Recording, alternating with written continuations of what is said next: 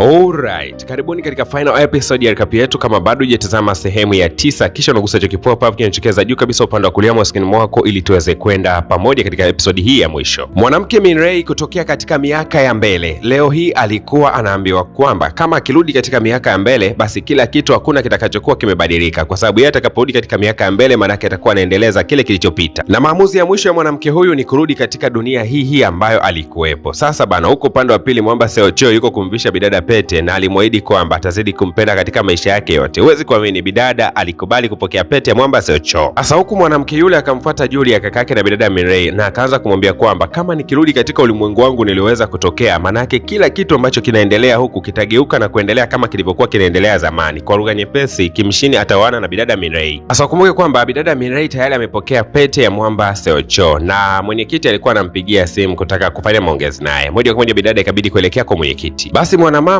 akasema kwamba naomba uache kazi yako unayoifanya ili uendelee kujiandaa kwa ajili ya maandalizi ya ndoa kati yako na mjukuu wangu, kwa sababu naamini kwamba mjukuu wangu eti ameweza kukuchumbia, si ndio? Bidada akawa anaona aibu hivyo hivyo. Hasa kila bidada akifika katika maeneo ya ofisi, kila mtu anasema bana, wana mahusiano, watakwenda kuoana hivi karibuni. Sasa bidada hapendi yani kusikia kwamba yeye anatajwa kwamba ni mpenzi wa huyu jamaa na watakwenda kuoana hivi karibuni. Na hii ni siri, hebu acha nikupatie mtazamaji wangu. Ukweli ni kwamba mtu anayekupenda anatamani mahusiano yenu yaweze kufahamika na kila mtu ajue, lakini ukikuta mtu anang'ang'aniza mahusiano yenu yawe ya siri, basi ujue kwamba upendo wake sio mkubwa sana kwako. Na huwa sometimes inatokeaga umeambatana na mpenzi wako, lakini mpenzi wako hajisikia amani kuambatana na wewe. Mara nyingi sana hii inatokea kutokana na upendo ambao uko ndani ya moyo wake. Yaani anakuwa hakupendi kiivo, anatamani mahusiano yenu yajulikane na wewe tu, ili kama siku nyingine mtu atakuja kujitokeza mwingine basi apendane naye kwa uhuru. Ukweli ni kwamba Mwamba Seo Cho alifurahi sana kugundua kwamba mahusiano yake yanatambulika, lakini bidada hakuwa na furaha kabisa. Hasa kila sehemu ambayo bidada Min Rae anapita anasikia kwamba bana ana date na yule Mwamba ambaye ni mkurugenzi katika hii kampuni. Basi akawa anaona aibu sana, akamfuata kaka yake akasema, kaka, naomba unihamishie katika department nyingine, sitaki kabisa kukaa na hawa watu. Na siku ya leo bidada Min Rae alikuwa anajiandaa kwa ajili ya party itakayokwenda kufanyika nyakati za usiku na Mwamba Seo Cho, lakini kila akijipulizia hii perfume anamkumbuka Mwamba Kimshini, kwani hii ndio perfume alikuwa anajipulizia kila anapokwenda kukutana na jamaa. Sasa bwana we, katika hii party kumbe naye Mwamba Kimshini alikuwepo. We, wakajikuta tu wanaenda kukaa katika meza moja, wakaendelea kupiga story. Wakati wote Mwamba akimtazama bidada Min Rae haamini kabisa kwamba ameweza kuvaa pete ya uchumba kutokea kwa Mwamba Seo Cho. Bidada alikuwa anaonekana mwenye furaha sana, kila wakati anapoongea na Seo Cho anatabasamu tu, lakini sisi tunajua siri yake kwamba ndani ya mtima wake kimoyo kinadunda tu. Baada ya kula sana misosi wakawa wametoka nje kwenda kupunga hewa. Kwa bahati iliyo mbaya bidada Min Rae kwa huku nje akakutana na Mwamba Kimshini. Basi Kimshini akawa anasema kwamba ise kapo yenu imependeza, yani mnapendezana sana na Seo Cho. Haya maneno yaliingia ndani ya mtima wa bidada na alijikuta mwenye mawazo sana, yani akarudi mpaka nyumbani bado anaendelea kuwaza tu yani. Asubuhi ilipoweza kufika akamshuhudia kakake Julian akiwa anajiandaa hivyo, amebeba begi, ni kama alikuwa anaelekea sehemu. Kumbe kaka mtu alikuwa anaelekea hospitalini, ila anafika hospitalini si anakutana na Mwamba Kimshini huko. Kumbe Mwamba Kimshini alijua kabisa kwamba kaka mtu siku leo atakwenda hospitalini, lakini anakwenda akiwa yuko peke yake. Kwa hiyo alikuja kumsimamia tu wakati wote operation. Lakini pia Min Rae kutokea katika miaka ya baadaye alikuwa na hofu sana na kaka yake ambaye ameelekea hospitali siku ya leo. Moja kwa moja bana akatafuta upenyo na moja kwa moja akawa anaelekea huko hospitali. Baada ya operation kuweza kwenda vizuri kabisa, Mwamba Kimshini alipata habari ya kwamba Min Rae anakuja sio muda mrefu. Haraka sana akawa ameondoka katika lile eneo, hakutaka kabisa Min Rae amkute hapo. Na Mwamba Kimshini akawa anaongea na huyu mwanamke nje kidogo ya hospitali. Huyu mwanamke akawa anasema kwamba mpaka dakika hii future yenu itakuwa sio mbaya kwa sababu mmeweza kuachana. Mwamba alifurahi kweli kweli, japokuwa alisema ninaumia sana kwa sababu nimeachana na mwanamke ambaye nilikuwa nampenda. Bidada Min Rae ndio kwa mara ya kwanza anajua kwamba kaka yake alikuwa anaumwa na siku ya leo alikuwa anatoka kufanyia operation, na operation umeenda vizuri kabisa, kwa kaka mtu atakopo yuko vizuri. Bidada alifurahi kweli kweli, lakini akasema kwa nini uliweka siri kaka? Sasa bidada anaelekea katika kaunta kwenda kulipia bili ya upasuaji iliyoweza kufanyika. Anashangaa kuona kwamba kuna Mwamba eti anaitwa Kimshini amelipa bili yote. Basi Min Rae akaamua kumpigia Mwamba Kimshini simu kujua kwamba jamaa amefanya jambo la msingi, hivyo anapaswa kumshukuru, lakini jamaa wala alikuwa apokee simu. Sasa hivi anashinda na wakubwa tu, yani anapiga gofu kama kawaida. Sasa Mwamba Kimshini kumbuka kwamba ameajiriwa katika kampuni nyingine kabisa ndiko anakofanyia kazi, ila sasa walikuwa wanamshawishi kwamba aweze kutoa taarifa za ile kampuni aliyoweza kutokea ili angalau aweze kuishinda, lakini Mwamba akasema tunatakiwa kuwa na mipango mikakati mizuri ya kufanya kazi vizuri, sio kutoa taarifa za kampuni nyingine, siwezi. Sasa bidada Min Rae kama mwandishi wa habari siku ya leo alikuwa akipita mitaani na akakutana na mtu mmoja ambaye ameandika bango kwamba naikum kampuni ya TK kwa kuweza kumsababishia mwanangu madhara kutokana na kemikali walizokuwa wanazizalisha kiwandani kwao. Naomba serikali itazame jambo hili. Bidada akamwahidi Mwamba huyu kwamba ataripoti habari yake. Bidada Min Rae alipoweza kutoka hapo, moja kwa moja alielekea katika makao makuu ya ofisi yao na akawapa hiyo habari. Wakamwambia kwamba huruhusiwi kabisa kuripoti habari za TK.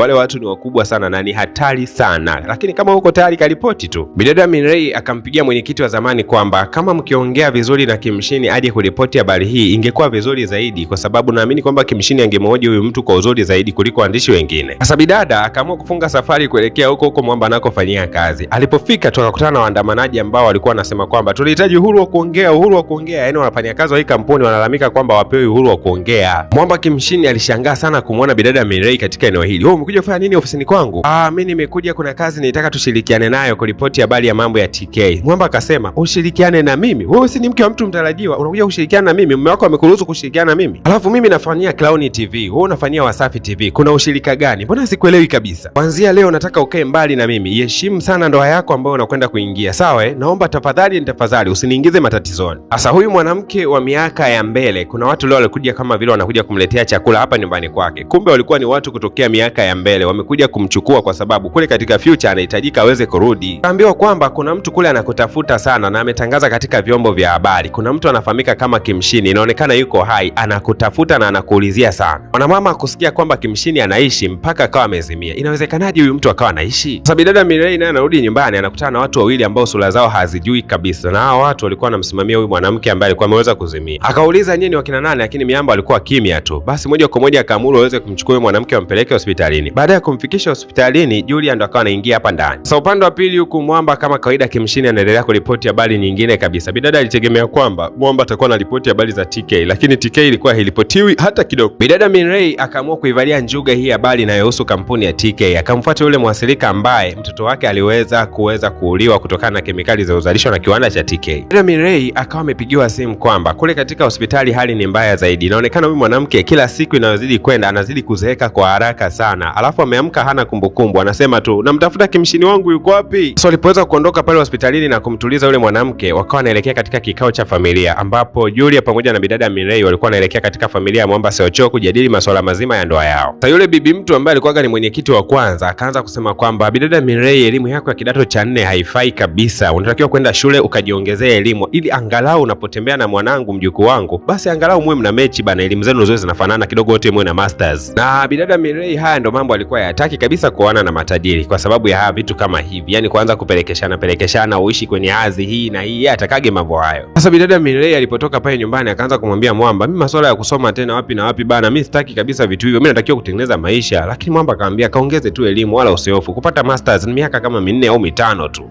Yaani unaichukulia miaka 4 5 michache, yaani nikapate degree nikapate masters, vitu kama hivyo wewe unaona ni vichache eti? Hasa angalia mambo yalivyo tofauti. Wakati huyu bidada anakasirika sana kurudi darasani, lakini bidada Joyan alikuwa amepata scholarship ya kwenda kusoma nje ya nchi. Alikuwa amefurahi sana. Akamfuata Mwamba Kimshini kwenda kumwomba ushauri, anaendaje yuko nje ya nchi. Hasa Mwamba Kimshini naye akiwa anatembea kidogo katika maeneo ya mitaa, akakutana na yule mzee ambaye mtoto wake alikufa kutokana na madhara ya kemikali zinazozalishwa na kiwanda cha PK. Basi akamtazama kwa huzuni sana na alimuonea huruma mtu huyu. Sasa Mwamba akiwa katika dimbwi kubwa sana la mawazo, alikuja mzee fulani hivi akasema, kama usipoiripoti hiyo habari basi utakupo na hatima nzuri sana na kuna uwezekano utakuja mpaka kuja kuwa waziri wa masuala ya habari. Lakini kama ukiripoti habari hiyo ya PK basi utakuwa na hatima mbaya na itakuja kusababishia maisha magumu sana baadaye. Ikabidi Mwamba Kimshini aulize, wewe ni nani? Jamaa akasema, mimi ni Kimshini wa baadaye. Kwa huyu bana ndio Kimshini wa miaka ya mbele. Basi ikabidi Kimshini wa sasa aulize, hatima yangu na bidada Mirei iko vipi? Mwamba akasema, hatima yako na bidada Mirei itategemeana na maamuzi yako ya sasa. Kisha akawa ameondoka. Hasa ilipofika muda wa kutangaza habari, Mwamba Kimshini ana machaguo mawili tu, aitangaze habari ya yule mzee ambaye mtoto wake alifariki kutokana na madhara yaliyosababishwa na kiwanda cha PK, ama asitangaze. Na kama asipoitangaza atakuwa na hatima nzuri sana ya maisha baadaye. Huwezi kuamini, Mwamba Kimshini aliamua kuitangaza ile habari kama ilivyo. Jamaa alikuwa tayari kuishi hata maisha magumu, lakini muhimu ukweli akausema. Na Mwamba alimwambia kila mtu, ni muhimu tukausema ukweli, tukatumikia nafasi zetu za uandishi wa habari kwa uaminifu, kuwatetea watu na sio kutetea maslahi ya watu wenye nguvu. Sasa mshikaji bana, kesho yake anarudi ofisini, si anaambiwa kwamba amefukuzwa kazi. Kama ambavyo ilitabiriwa, mambo yameshaanza kutimia. Sasa bidada Mirei, kwa kuwa hata yeye amewahi kumfanyia interview yule mzee, basi akasema, mimi nina taarifa yote, naomba kaka tuitangaze habari hii hata katika televisheni yetu. Kadri itakavyokuwa habari hii inatangazwa katika vituo vingi vya televisheni, basi serikali itaitilia nguvu na kufanyia kazi jambo hilo. Kaka mtu akamwambia bidada Mirei kwamba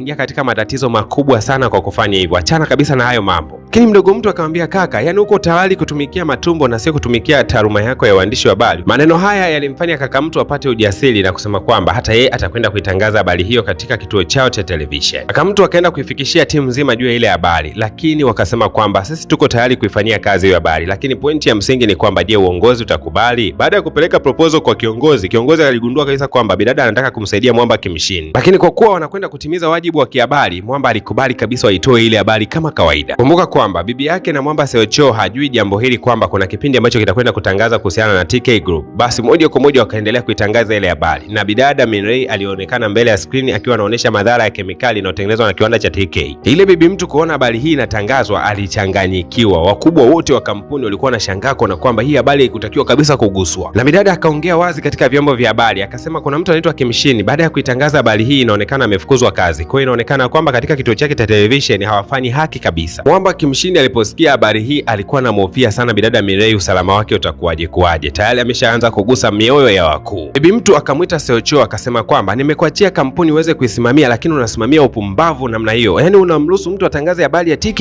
Lakini Mwamba Seocho alisema kwamba taaluma yangu ya waandishi wa habari ilinitaka niripoti habari aina yoyote ile, lakini kama nyie mmeniweka pale ili kuja kuripoti habari za wakuu, mimi siko tayari kuendelea kufanya kazi. Akaandika barua ya kuacha kazi ya wenyekiti. Mwamba alipokuwa ameacha kazi, moja kwa moja akamfuata bidada Hajun. Sasa alipomweleza kila kitu Hajun alijisikia amani sana kuona kwamba amefuatwa yeye kwanza mbadala wa bidada Mirei. Akaanza kuhisi kwamba huenda Mwamba ameshaanza kupata hisia juu yake. Lakini Mwamba Seocho akasema kwamba sidhani kama mimi bado nina hisia na wewe, wala sidhani kama sina. Yaani najihisi kama niko katikati na kupenda au sikupendi. Lakini bibi mtu hakuishia hapo, akampigia simu bidada Mirei akamwita ofisini akamwambia, umetoa habari gani ile? Kwa nini unafanya mambo kwa kurupuka tu bila ofisini? Katazama katika meza anagundua kwamba ilikuwa ni barua ya kujiuzuru Mwamba Seocho. Alijisikia vibaya sana bidada Mirei. Moja kwa moja bidada akamtembelea Mwamba Seocho akamwandalia chakula kitamu sana. Jamaa kuona kwamba bidada Mirei ndiye aliyeweza kupika chakula hiki, alikula kwa uchu sana. Yaani alikula akiwa na furaha, anaongea, "Da jamani, chakula chako ni kizuri mrembo." Lakini bidada Mirei akaanza kumwambia Mwamba Seocho kwamba nahisi kama nauongopea moyo wangu, kama naudanganya moyo wangu. Yaani sielewi nini ambacho nakifanya. Hebu naomba kwanza uchukue pete yako ambayo ulinikabidhi, alafu mengine atafuataga mbeleni. Lakini Mwamba Seocho alipokea ile pete kisha akaenda kumkumbatia bidada kwa nyuma akamwambia, unajua mimi nakupenda. Lakini bidada akasema sawa. Mwisho wa siku bidada akawa ameondoka pale akaelekea katika eneo la hospitali kumtembelea yule mwanamke wa miaka ya mbele. Huyu mwanamke alisema kwamba nimegundua kwamba nina nafasi ya kumsamehe Mwamba Kimshini kwa sababu nimegundua kwamba kumbe bado yuko hai. Kwa hiyo natakiwa kurudi katika miaka ya mbele, na nitakapokuwa nimerudi tu basi lazima mambo yatabadilika na utatakiwa kuolewa na Mwamba Kimshini. Mwanamke huyu wakati anaelekea kupanda mashine ya kusafiri kuelekea miaka ya mbele, basi bidada alikuwa analia sana akimwaga mwanamke huyu kwa uchungu sana, huku akimwambia kwamba nitakwenda kuyatilia mkazo yale yote ambayo umeniachia na kunifundisha. Baada ya bidada Mirei kuondoka pale, moja kwa moja akaelekea kukutana na Mwamba Kimshini. Walipoweza kukutana tu akaelekea katika maeneo ya mapoli, huko wakaanza kupiga stori zao. Na bidada alimwambia kwamba kila kitu kimekwisha, sasa tuna hatima nzuri ya maisha yetu baadaye. Kwa mimi na wewe mpaka dakika hii tunaweza kuwa mume na mke. Na Mwamba alisema nilikuwa nikikupenda sana sana na nazidi kupenda daima. Na huo ndio ukawa mwisho mzuri wa tamthilia yetu ambayo tulianza nayo kutokea episodi ya kwanza mpaka hapa tulipoweza kukomea siku ya leo. Asante sana kwa wewe ambaye uko pamoja na mimi. Nikumbushe tu kwamba mara baada ya hapa tamthilia mpya inakwenda kuanza.